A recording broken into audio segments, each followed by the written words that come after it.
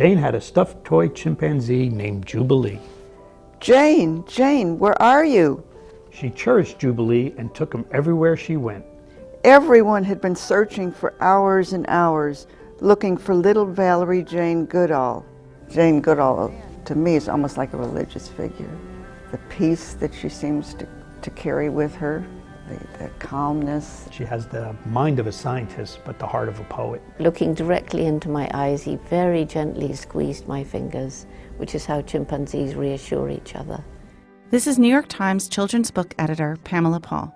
It's a fortuitous coincidence for young children that this spring there are 2 new picture books about Jane Goodall, the world's leading authority on chimpanzees and a tireless advocate for protecting their disappearing habitat. I spoke with the authors of both books and with Goodall, who collaborated with author and illustrator Patrick McDonnell on Me, Jane. Well, the message I always try to get across, which is what Patrick picked up on in the book, is that, you know, if you have a dream as a child, you should follow that dream, even if people laugh at you as they laughed at me for my dream. Her life really shows how, you know, one person can change the world. And it started at such an early age. It was really like predestined. Me, Jane begins with a young Goodall receiving a stuffed chimp named Jubilee as a gift. The story highlights the qualities she possessed as a little girl that would come to define her career as a scientist: patience, inquisitiveness, and a love of the outdoors. From a very young age, I just knew I wanted to do something with animals. I didn't know what, but I was watching them and writing about them and making up stories about them. Me, Jane even contains detailed drawings and diagrams that Goodall herself made as a child.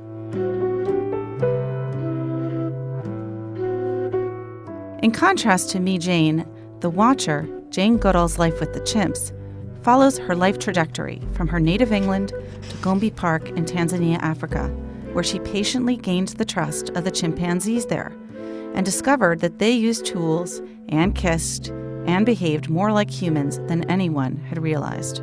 Just design-wise, the pictures at home are very small and confined.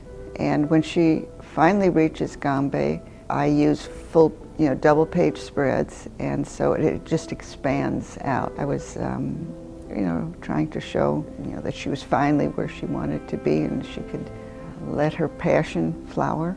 I was just so taken by the little dynamo Jane as a young girl, in particular the story of her going into the chicken coop.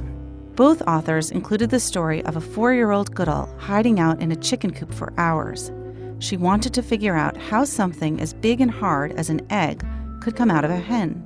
If you look back on that whole story, isn't it the making of a little scientist? Curiosity, asking questions, not getting the right answer, trying to find out for yourself, not the internet, it didn't exist back then. So doing it wrong, not giving up, and learning patience, the whole thing.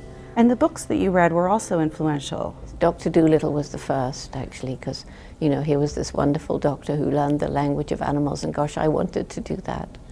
And then I found the books about Tarzan. I think I was somewhere between 10 and 11. And of course, it was the books. Today kids, they get it on TV. You were outdoors all the time with a lot of free time, exploring, observing. Do you see a big difference now in the way that children lead their lives today? It's a huge difference in the US and the UK especially.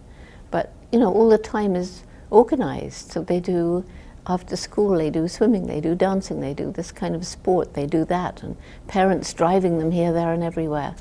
We just, after school, we were on our own. We had our friends. We went out on the cliffs with my dog, and we were free. And how important was that kind of time spent outdoors and the open-ended time to becoming a scientist?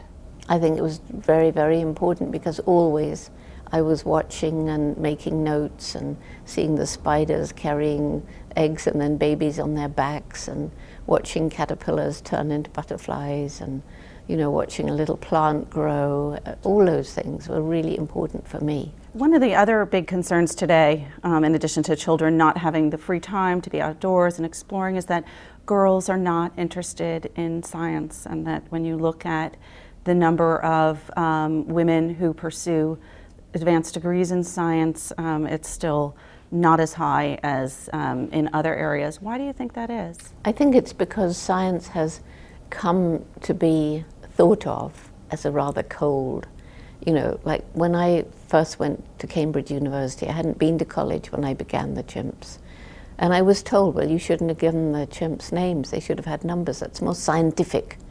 And you can't talk about them having personalities or minds or feelings because those are unique to us. So, you know, there's a perception that to be a good scientist, you must be cold and objective. So what else do you think that parents and educators and book authors and all of us could do to help encourage girls to pursue the sciences? You know, to be a good scientist, you should be a human being first and a scientist second, not the other way around. And, you know, so that there are certain qualities which I think are particularly pronounced in women, girls, and that is empathy and intuition. Right. And that this shouldn't be squashed out, that it's part of who you are, who we are. It's something that's should be very special and unique. And so the lesson is use your intuition, and from that you may get a feeling of understanding you wouldn't have otherwise. From that point you can then test whether your feeling is right.